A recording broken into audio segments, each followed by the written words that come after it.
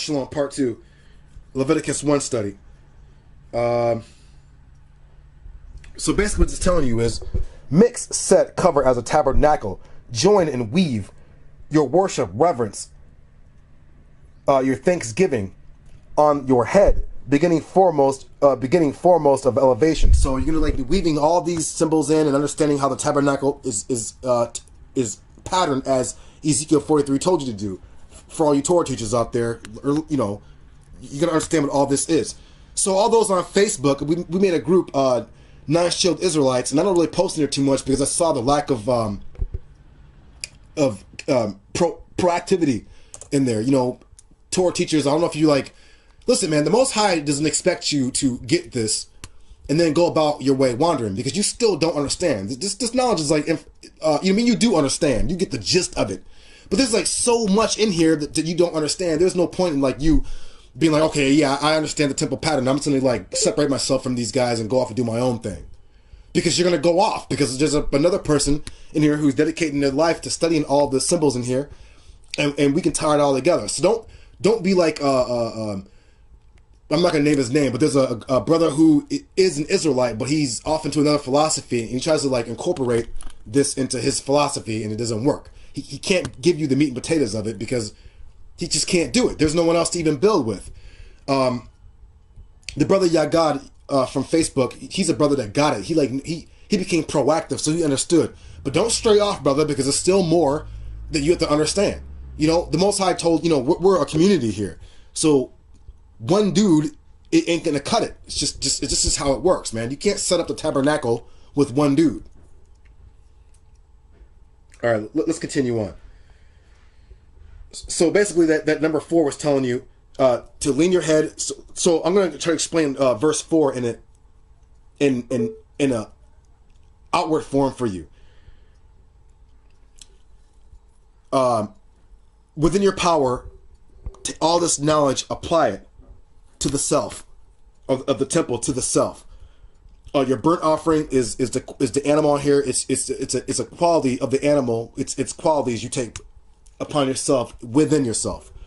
The sheep and the oxen is what we're dealing with right now. So that's inspection, examination, study of the Torah, knowing the symbols and whatnot. And the Zan is breaking forth out of that lower mind state, looking at the temple and being like, oh, like, you know, like GMS got, you know, we're the temple. Yeah, we already know we're the temple, okay? Now, that's just outside explanation. What about inside? Okay, no one cares about the outside. We already know that we're the temple. But our people are not getting understanding on the inside of it.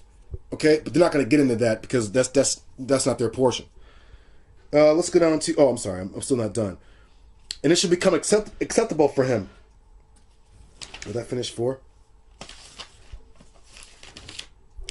Basically, to be acceptable for him is he shall gain atonement. You'll find this when people be like, well, you know, what about Christ? What about Christ? You know, Christ came and abolished the sacrifices, so he became a sacrifice for us. That's a lie.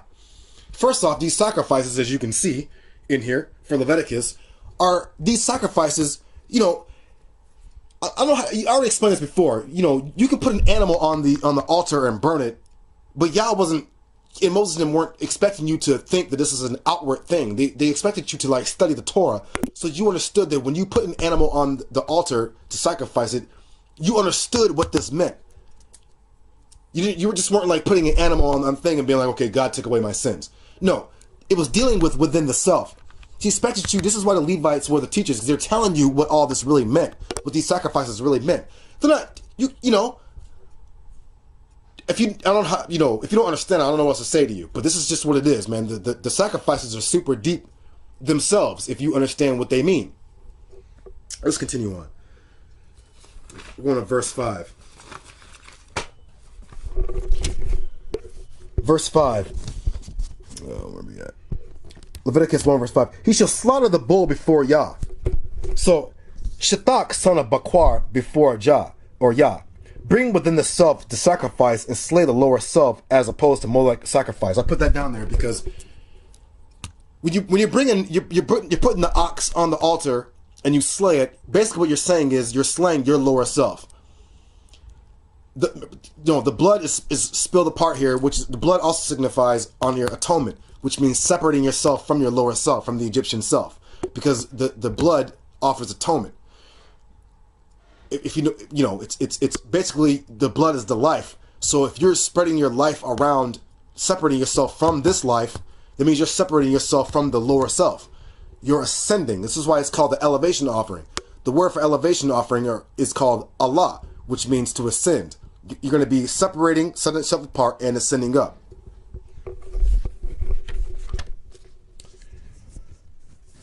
The sons of Aaron, the priest, the blood, and Zarach scatter, purify, set apart the blood life on the altar, or the mazabak.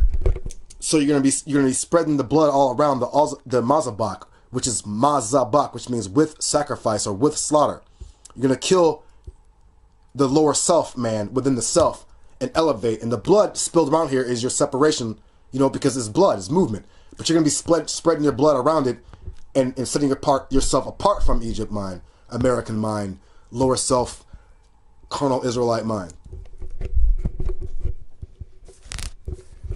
The sons of Aaron, which are signifying, the sons of Aaron signifies, keep in mind too, let me see how much time I got, it's going so fast. Keep in mind too, Moses and Aaron, Masha means to draw out. So that's another word for set apart. Remember, he lived in Egypt, he was a prince in Egypt, and he got set apart from that. Okay, so Masha, drawn out from the waters. You can break this word down too, and it means with or from the lamb, the Shah.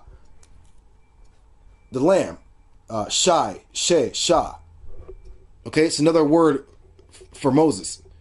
Aaron, Aharon, is like I the light, or like I with the light, or I with rejoicing. Aaron signifies the elevation principle. So you have Moses, who is the set apart, and you have Aaron, who's the elevation principle. That's why Aaron ministers in here. So think about it. Aaron and Moses are also principles within the self. Within the self, you have your Masha principle, which is setting yourself apart, and you have your Aaron principle. So these are also principles within the self. If you look at it that way, if you look at like Aaron and Moses as principles, they're also principles within the self. Just like the lamb and the oxen and all these things are principles within the self as well. Let's go on. I'm sorry. Zarach means to scatter. That word also means to scatter to the four corners of the earth, to scatter, to splatter apart. It's the same thing with your blood. You can break this word down. Za means this is, and Rach means leanness. The word Rachaya, which is another word for firmament, which means the heavens, which is another word which would be this area. Keep in mind, remember, you have your planets and things in here, your heavenly bodies. So you're separating yourself from the carnal man and you're becoming the heavenly man. That word Zarak, which spread apart, the Za is this is, and Rach in Rachaya also means thinness, which stands for the firmament. You can find this in Genesis 1. In the beginning, God created the heavens and the earth and separated the lower waters from the higher waters. Let's go down to...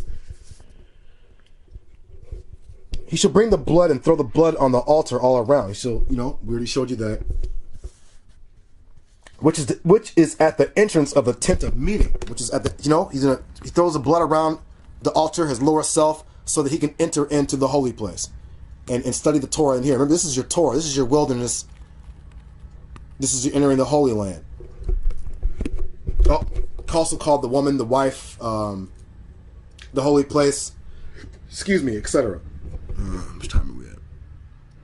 9 minutes. Cool. We're only doing Leviticus 1 because it takes a long time to study these things down, and I can't go into every single detail. So just bear with me, you guys. The sons of Aaron, the priest, shall place fire on the altar and arrange wood on the fire. This is one of my favorite verses on here. Place the sons of Aaron, the principles of enlightenment or ministering element or principles in the self, in the mind. The priest, which is the word kahan, which means the approved one, which is another word for yes. Han or khan is another word for like yes or approval or positivity. Your service principle within your mind, and his sons are your ministering principles. The fire, which is the fire, which is your spiritual light. Keep in mind too, you have your light here on the Manaras. You're going to be a light to the nation. And keep in mind too, in Genesis chapter 3, Moses was walking about. He's walking about in here, and he saw the fire burning, the bush, which was really the mind. And he saw the angel in here where the angel sits, the angel Michael. Now, this word fire, if you don't understand what it is another good mystery secret for Israel. The fire is another word for transformation. Transformation of the mind. Think about it. When you place the animal on the altar, you divide them up, you cut them up, which is your set apart, becomes set apart from this. Then the heavenly fire comes down and it burns the sacrifice.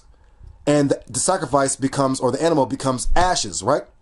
What happens? The smoke rises up. So the fire transformed the flesh into a smoke, into a vapor. So this is symbolic of the two natures of man. You have your physical side and you have your spiritual side. So the fire within your mind, the presence of God, also signifies transformation, because he transformed the animal's flesh into an ash or smoke, and the smoke rises up to heaven. So keep in mind, in verse 5, the word for scatter the blood is zarach, which another word for firmament or heaven. You become the carnal Egyptian, or you're the carnal Egyptian man, unset apart man. Yahweh wants you to become the heavenly man. If you can get this. I'm sorry. We're at 6. I'm sorry. So the fashayat, which is spread apart, the firmament. I'm sorry. We're at 6. I'm sorry. Which is your skin, the burnt offering, or which is spread out, travel about, run to and fro, turn aside from, idolater, push forth. The firmament, sprinkle in the blood, set apart the self. When he said skin the burnt offerings and cut it into pieces. The elevation offering, you put your thing in here, you burn it, it elevates, which is within the self, elevating from the lower self mind to the higher self. You cut and divide, set apart with nathakaya, which means set apart for Yah. Nathak which means divided parts, set apart. Basically, that's all it's telling you is set apart, because you're going to cut the meat up into pieces. For Yah, I'm sorry, we're at channel, verse 7. I said channel. The sons of Aaron shall place fire on the altar and arrange the wood on the fire. I didn't write down the. I'm sorry. We're at the wrong verse. I'm sorry. The sons of Aaron, the priests, the fire, which is your transformation principle, the presence of God, on the lower self man, which is the mazabak or the altar, and arrange and set. You do this with the Torah, arranging and setting, knowing all these things. Arranging, setting your principles, your understanding your symbols. On the wood, atzayim, which is your spine, for one, which would be the rod the rod of Aaron, and you got your 2 tablets of the law, which is your right and left side of the brain. This is why Yah says in Jeremiah 31:31, the law of Yah will be in Israel's heart and mind, your heart and the mind joined together, which will constitute the soul. Anyways, the word atzayim, which is another word for wood, which is another word for counsel, prudence, firmness, a plan to deliberate, guidance. You can find this in Exodus 8 verse 19 and Genesis 2 verse 9, which with your with the snake in the garden and the tree in the middle of the garden and such and such. It's really talking about the mind. The mind. It's the spine, your 2 tablets, it's the mind, man. I don't know how else to explain it to you. If you can't get it, I don't know what to tell you. And that's pretty much it. So we're going to go to verse 8. The sons of Aaron, or the priests, shall arrange the pieces. So the ministering principles within the self. Imagine in your mind you have these priests in your mind, and they're arranging all these pieces. They're arranging the pieces that are cut up of the sacrifice animal, which would be the flesh. They're arranging these on the wood. So you're arranging all these symbols and things and all the knowledge and things in an orderly fashion, which is your Torah, how it's set in the mind, because it says the atz on the wood, which is in the mind, your counsel, your prudence, your understanding of these things, your ministering principles, your priests are setting them forth so you understand, so you can arrange them all in order, so it's not just a bunch of mumbo jumbo.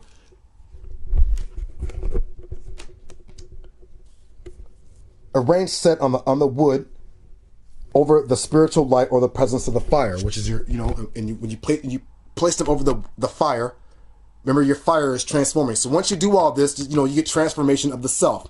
You rise from the lower state man to the higher state man, higher self man. This was your meaning of Moses seeing the fire in the bush, the fire on the menorahs as a light, a guidance, transformation. This is what it means. The light. Yah is a consuming fire. He's a transforming of the mind principle in man. Where we at? Which time we at? We are at 15 already. Jeez. Let's go to verse 8. Oh, wait, we got to that already. Oh, I'm sorry. Arrange the sons of Aaron, or your enlightened spiritual principles, the priest, the Nathakayam, which is your set apart things, your divided things, and the head, set apart things, these principles and things that you understand, the animals, sacrifice animals, the fire, the smoke, all these things, your set apart things in your head. And the word fadar, which means fatness and grease, the fat and the grease from the animal. Would you break this word down? Fa means mouth, region, or part. Dar means to move rapidly, freedom, clear, liberty, pure, age, generation, a circle, a ball, a revolution of time, a dwelling place. This is, now keep in mind this, the fat and grease, the fadar, is your fatness and grease, which is another word for, like, it's not another word, but it's like another principle for, like, oil, like the shaman. The anointing oil is indicative of abundance, richness, nobility, abundanceness. 7 is completion. 8 is like surplus. It's like anointing. This is what they're saying. The person who doesn't have this is in poverty. But you who understand all these principles and things in the Torah, you are rich. So this is your fatness and your grease. Your dar of this word, I'm sorry, is the mouth. Which is your mouth is also here, as an opening. Your region or your part. All this is regional and part. This is your part. Set a self part or region. The priesthood is separate from the kingdom, but that's all Israel. To move rapidly, freedom, clear, liberty, pure. Keep in mind here what it's talking about. It's talking about the head. So freedom, pure, liberty. What is that? Because the spirit trapped in Egypt mind or American mind or lower self mind is the spirit is movement. But if the spirit is trapped in physicality, it can't move. But once you separate yourself and elevate, the spirit is free to like move around and do things and move about. This is found with your in Genesis maybe chapter 1 where it says the spirit hovered over the waters. It's indicative of that. That's another like lesson, but the spirit can't move in Egypt, man. Sorry. We're 18. Israel itself is also symbolic of the spirit. But when Israel is in captivity in Egypt, it can't move about. It's not free. It doesn't have liberty. It's not pure. It's subject to the four walls of physicality, of flesh. The mind and flesh can't move about. Those who have the spiritual mind, you can move about and you can like intertwine these things or interweave. Remember the Torah stated that you're supposed to like interweave all these things, and when you do that, the spirit will start working and things start clicking and the puzzle starts getting put together and these things start to make sense to you. The word fadar also means a circle, which is a revolution in time. Moving full circle, 360 degrees. A ball, a revolution of time, a dwelling place. If you can't get that, I don't know what to tell you. On the wood, on the prudence, the thought, the guidance, everything in here is your wood, your mind, your thoughts, your counsel. So if I said, place your lamb on the wood, you should already know that I'm saying, place the pure qualities of the lamb, which is innocence and purity and submission, in your mind, on your wood, which is on the mazabak, which is on your set of self part. Where we at? We are 8. He shall arrange the wood on the fire. The sons of Aaron, the priest, shall arrange the pieces, the head, and the fats on the wood that is on the fire, that is on the altar, on on the unset of self part. He shall wash its innards, its feet with water, and the priest shall cause it to go up in a smoke on the altar, a burnt offering, a fire offering, a satisfying aroma to Yah. We're at 20 minutes. This is another dope verse. Your word here for offering is quarabah. Quarab. Remember, this means to offer, to come near, and also means inner self. Quarab. Remember, you're offering. This means the inner man, the inner self. The kare, the kara, means the innards, the inner self, the innards. What they mean is like the entrails and things of the animal that you sacrifice, the inside, the innards. But this is really talking about you, because it said quaraba, quaraba, within it, within yourself, karai, it, or you know, it's insides, inside you, inside it. You are the sacrifice animal. You are killing, slaying the lower self. So the inside, the inner man, it's always talking about the inside, the inner man. And rakat, which is another word for to wash or to bathe. The word also means to minister or to attend. Remember I told you how Aaron and his sons, the priests, are like administering principles within the mind. So praying and meditating and doing this labor and understanding this is basically you ministering within the self, inside, you know, shunning sin and ignorance. So rakat is washing the self. It also means to minister or to serve the Most High within the self. In water, remember water signifies the Torah. You know, the higher waters, which you're going to find in the Torah. Study the Torah. Apply all these principles in the Torah within the mind. And join incense. Keep in mind, well, let's get it. Where we at? We at 9? I'm sorry. He shall wash its innards and its feet with water. Remember, the word kare also means legs, prostrate, to kneel. So the word's no feet in here because that's ragal. But it's saying, be humble within the self. Be humble. So to translate it easily, what this is really saying is, let me read it like this. The ministering principles, the priest, shall arrange the piece. Oh, we're at 9, I'm sorry. He shall wash its innards, or he inside himself, he shall study the Torah and wash himself within and without, and its feet with water. He shall humble himself with the Torah within. And the ministering principle, or the priest, shall cause it to go up in a smoke on the altar. The fire burns it, which is your transformation of the mind principle, causing the flesh to go up in a smoke towards heaven. In other words, causing your mind state to elevate up in here. You're still going to be studying Torah. Your ministering principles will be in the priesthood.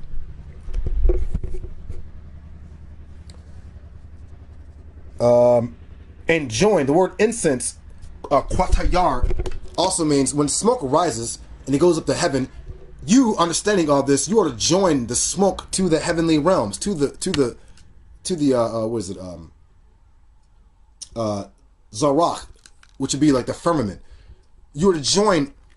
It's like, how to explain, man. This is why Yahushua said, you know, the kingdom of God is within you. It was he explained in parable, because to explain like this is very hard for the carnal mind. He can't piece it together. He can't join it together. He can't make the inside like the outside. This is why you have like camps and things who only preach like the laws, but they're always in an outward fashion. They don't understand the inward and the inner man. They don't understand the self. Nor they don't study the Torah to get it.